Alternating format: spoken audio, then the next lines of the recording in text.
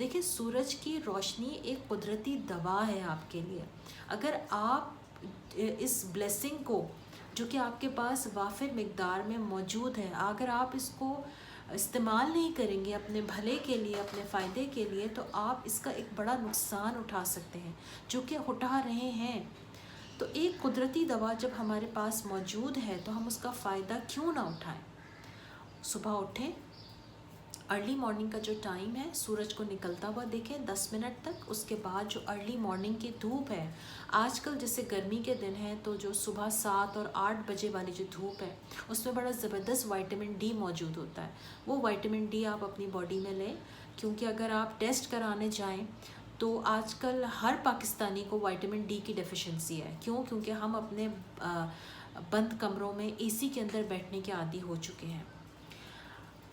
अगर आप सुबह को नहीं लगा सकते धूप, तो